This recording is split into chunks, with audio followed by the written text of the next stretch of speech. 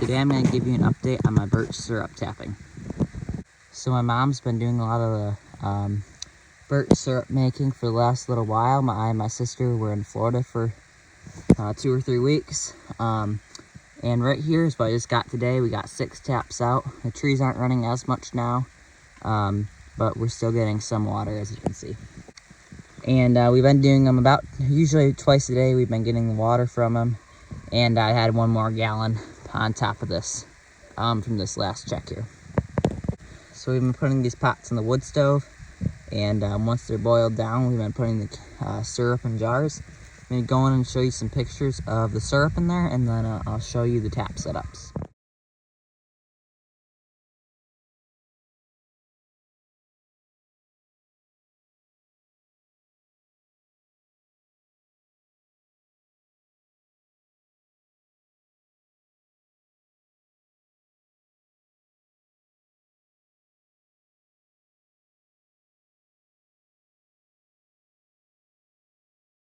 So I just emptied this about 2 minutes ago. Already got some water in there. It's dripping pretty good. And we just got our gallon Ziploc on here. That's not really the super ideal bag, but it works. And for the tap, it goes into the tree right there. I believe that's a 3/8 bit, and just slides off like that through a hole in the back of the bag there. This one actually needs a new bag because that hole's getting kind of big. Like I said, this is not a super most ideal bag, but it works. And so yeah, there's a few different ways you can dump them. You can just open the bag and dump the water out, or you can slide it off the tap there and dump the water out. And then I used to take the tap off every time I dumped it, but now we're actually hammering those in a little bit, and it seems to seal on there a little tighter. So there's all different kinds of taps. This is a plastic tap, and it's for a 3/8 or 1/2 inch bit. We have some other taps that use a smaller bit. I believe it's like a 1/4 or something like that. And those ones are plastic as well. So right here, there's a metal tap in this tree. Same kind of setup.